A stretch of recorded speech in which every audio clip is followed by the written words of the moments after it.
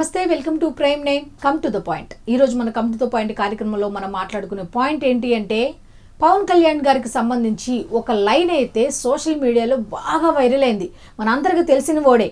అదేంటి అంటే, నేను నమ్మినోడు గొప్పోడు. నువ్వు నమ్మినోడు అంత గొప్పోడా అని వాళ్ళని ప్రశ్నిస్తే వాళ్ళు ఏం చెప్తున్నారు తెలుసా? సిటీలో ఉన్న నీకేం తెలుస్తుంది? నేను నమ్మినోడు గొప్పోడో కాదో నీకు కాదు తెలిసేది. గ్రామీణ ప్రాంతాల్లోకి వెళ్ళు, వాళ్ళు చెప్తారు నేను నమ్మినోడు గొప్పోడా కాదా అన్నది. గూడెం ప్రజల దగ్గరికి వెళ్ళాడు. గూడెం ప్రజల గుండెల్లో ఉన్నది ఎవరో చూస్తే నువ్వే చెప్తావు నేను నమ్మినోడు గొప్పోడో కాదో అనేది. కోనసీమ కొబ్బరిని అడుగు చెప్తుంది. కొబ్బరిని గుర్తించారు, కానీ కొబ్బరి రైతులను అందరూ మర్చిపోయారు. మరి అటువంటి రైతులకు భరోసా ఇచ్చింది ఎవరు అంటే ఆయననే చెప్తారు. కాబట్టి వాళ్ళని అడుగు, చరిత్ర సృష్టించాడు అనేది వాళ్ళు చెప్తారు. నేను నమ్మినోడు గొప్పోడో కాదో కొబ్బరి రైతుల దగ్గరికి వెళ్తే తెలుస్తుంది. స్వాతంత్రం వచ్చి ఇన్ని సంవత్సరాలైనా చీకట్లో మగ్గుతున్నారు కదా. గూడెంలోని ప్రజలు కొంతమంది ఆ చీకటి బ్రతుకుల్లో వెలుగును నింపాడు చూసావా? అది అతని గొప్పతనం. వాళ్ళని అడుగు, నేను నమ్మినోడు గొప్పోడో కాదో వాళ్ళని అడుగు. వాళ్ళు ఇప్పుడు అంటున్న మాట ఏంటో తెలుసా? నువ్వు నమ్మినోడు చాలా గొప్పోడు, అందుకే మేము నమ్ముతున్నాం, కాబట్టి మేము నమ్మినోడు కూడా గొప్పోడే అని వాళ్ళు చెప్తున్నారు. రోడ్ల మీదకు వెళ్ళు, ఎక్కడా సిటీల్లో కాదు, గ్రామాల్లోని రోడ్ల మీదకి వెళ్ళు. రోడ్లు పలుకుతున్న మాట ఏంటో తెలుసా? రోడ్ల మీద నడుస్తున్న వ్యక్తులు మాట్లాడుతున్న మాట ఏంటో తెలుసా? Deputy CM Pawan Kalyan. వాళ్ళని అడుగు, నేను నమ్మినోడు గొప్పోడో కాదో చెప్తారు. సనాతన ధర్మాన్ని అడుగు, సనాతన ధర్మానికి సంబంధించి ఊపిరిలు ఊదిన వ్యక్తి ఎవరు అనేది సనాతన ధర్మానికి సంబంధించిన వాళ్ళు చెప్తారు. నేను నమ్మినోడు గొప్పోడా కాదా అనేది. ప్రస్తుతం దేవాలయాలు కలకలలాడుతున్నాయి దీపకాంతులతో. పూజారులను అడుగు, వెళ్ళి చెప్తారు నేను నమ్మినోడు గొప్పోడో కాదో.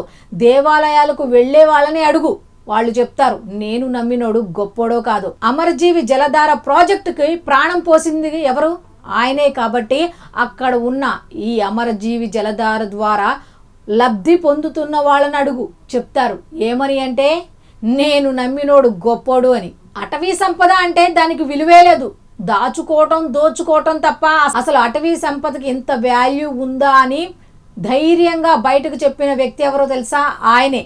సో అటవీ సంపద రాష్ట్రానికి ఎంత ఆదాయాన్ని తెచ్చి పెడుతోందో చవి చూపించిన వ్యక్తి ఆయన. కాబట్టి అటవీ శాఖ అధికారులతో పాటు ఆ ఆదాయం వల్ల ఏం జరుగుతోంది అని అన్ని చూస్తున్నారు కదా. వాళ్ళని అడుగు, నేను నమ్మినోడు ఎంత గొప్పోడో చెప్తారు. నువ్వు కాల్ చేయగానే నీకు అంబులెన్సులు వస్తాయి కదా, నీకు ఏదన్నా అయితే నీకు తెలీదు నేను నమ్మినోడు ఎంత గొప్పోడు అనేది. గ్రామాల్లో డోలీ మూతలతో ఇబ్బంది పడ్డారు చూసావా? ఇప్పుడు అది లేకుండా పోయింది చూసావా?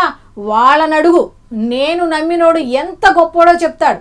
అన్ని అవయవాలు ఉన్న వారి ప్రతిభను గుర్తించేవాడు కామన్, కానీ అంగవైకల్యం ఉన్నా కూడా దాన్ని ఎదిరించి మరి దేశ ఉన్నతిని ఔన్నత్యాన్ని చాటినటువంటి క్రికెట్ టీం, మహిళా క్రికెట్ టీంని అడుగు, నేను నమ్మినోడు ఎంత గొప్పోడో చెప్తారు. వాళ్ళ గ్రామానికి రోడ్డు లేదు అనేసరికి, ఇంటికి వెళ్ళేసరికి తెల్లవారేసరికి అక్కడ పిల్లలకి సరుకులతో పాటు రోడ్లు కూడా వేయించారు చూసావా? వాళ్ళు చెప్తారు నేను నమ్మినోడు ఎంత గొప్పోడు అనేది అని చెప్తున్నారు. నేను అడిగింది ఒకటే, నువ్వు నమ్మినోడు గొప్పోడా అని. ఎస్, నేను చెప్పినోడు గొప్పోడే, నేను అన్నోడు గొప్పోడే, నేను నమ్మినోడు గొప్పోడే అన్నట్టుగా ఈ ఉదాహరణలన్నీ చెప్పుకుంటూ వచ్చారు. ఏళ్ల తరబడి అదే పదవిలో ఉన్నారు కదా. పంచాయతీరాజ్ శాఖకు సంబంధించిన ఉద్యోగులు దాదాపు 10,000 మందికి పదోన్నతులు కల్పించారు.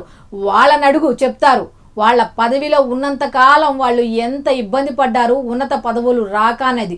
వాళ్ళని అడుగు, నేను నమ్మినోడు ఎంత గొప్పోడో చెప్తాడు. కాబట్టి నేను గర్వంగా చెప్తా నేను నమ్మినోడు గొప్పోడు అన్నట్టుగా అంటున్నారు. ప్రజలకి ప్రభుత్వం మీద గౌరవం పెరిగింది.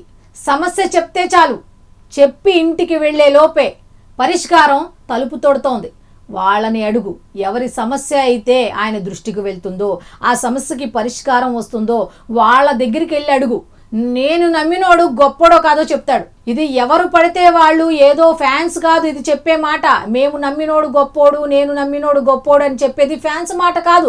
ప్రజలు చూస్తున్న వాస్తవం, ఎవరు అయితే సేవలు ఉపయోగించుకుంటున్నారో వాళ్ళు మాట్లాడుతున్న వాస్తవం. మేము నమ్మిన వ్యక్తి గొప్ప వ్యక్తి, మేము నమ్మినోడు గొప్పోడు అన్న మాటకు అర్థం ఏంటి అంటే ఆ పనుల వల్ల లబ్ధి పొందారు చూసావా? వాళ్ళకు తెలుస్తుంది. కేవలం 2 సంవత్సరాలు, దశాబ్దాల కాలం నాటి సమస్య, కేవలం 2 సంవత్సరాలు, దశాబ్దాల కాలం నాటి ఉన్న సమస్యలకు పరిష్కారం అంత ఈజీ కాదేమో. గొప్ప గొప్ప నిపుణులు, రాజకీయవేత్తలు కూడా ఆశ్చర్యపడిపోయేలాగా నేను నమ్మినోడు గొప్పోడు కాబట్టే ప్రతి ఒక్కరిని ఆశ్చర్యపరుస్తూ పనులు చేసుకుంటూ వెళ్తున్నాడు. సేవ అంటే ఏంటి అనే దాన్ని చవి చూపించిన వ్యక్తి ఎవరో తెలుసా? నేను నమ్మినవాడు గొప్పోడు అని మాటకి నేను ఎందుకు చెప్తున్నాను అంటే, ప్రతి ఒక్కళ్ళ నోట్లో ఉన్న మాట ఏమిటి అంటే, ఎవరైతే అతనికి సపోర్ట్ చేశారో, అతను మీన్స్ పవన్ కళ్యాణ్ గారికి ఎవరైతే సపోర్ట్ చేశారో వాళ్ళందరూ కూడా కాలర్ ఎగరేసుకొని మరి చెప్తున్న మాట ఏమిటో తెలుసా? నేను నమ్మినోడు గొప్పోడు. రోడ్ల మీద నడుచుకుంటూ వెళ్ళేవాడు చెప్తున్నాడు నువ్వు నమ్మినోడు గొప్పోడు అని. పచ్చగా పైర్లు కొబ్బరి చెట్లతో కలకలాడుతున్నాయి, చూసారా? కోనసీమకు వెళ్తే అవి చెప్తున్నాయి మీరు నమ్మినోడు గొప్పోడు అని. పంచాయతీరాజ్ శాఖకు సంబంధించి సేవలు, నిధులు ఇవన్నీ కూడా కలకలలాడుతూ పరిశుభ్రంగా ఉన్నాయి గ్రామాలు, అవి చెప్తున్నాయి నువ్వు నమ్మినోడు గొప్పోడు అని. ఇంతకన్నా ఒక వ్యక్తి గొప్పోడు అని చెప్పడంలో తప్పేంటి? కాబట్టి ఎవరు ఎన్ని విమర్శలు చేసినా నా వాడు ఏంటి, నేను నమ్మినోడు ఏంటి అనేది కేంద్ర ప్రభుత్వం దృష్టికి వెళ్ళింది. ఎక్కడి నుంచి? గల్లీ నుంచి ఢిల్లీ వరకు కూడా ఒకటే చెప్తున్న మాట ఏమిటో తెలుసా? నేను నమ్మినోడు గొప్పోడు. ఇంతకన్నా నీకు క్లారిటీ ఏమి ఇవ్వాలి అని వాళ్ళు అడుగుతున్నారు. నిజంగా ఇన్ని చెప్పిన తర్వాత ఒక రకంగా మనం కూడా ఒప్పుకొని తీరాలేమో, వాళ్ళు నమ్మినోడు ఖచ్చితంగా గొప్పోడే అని. అయితే మేము వేసిన ఓటుకి న్యాయం జరిగింది.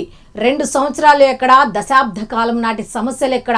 2 సంవత్సరాల్లో పరిష్కారం చూపించి ప్రజలకు ప్రభుత్వంపై నమ్మకం కలిగేలా చేసిన ఒకే ఒక వ్యక్తి ఎవరు అంటే డిప్యూటీ సీఎం పవన్ కళ్యాణ్. ఈయనకి ట్యాగ్ లైన్ నేను నమ్మినోడు గొప్పోడు అనే దాన్ని పెట్టడంలో కరెక్ట్ అని మనం కూడా ఒప్పుకోక తప్పదేమో.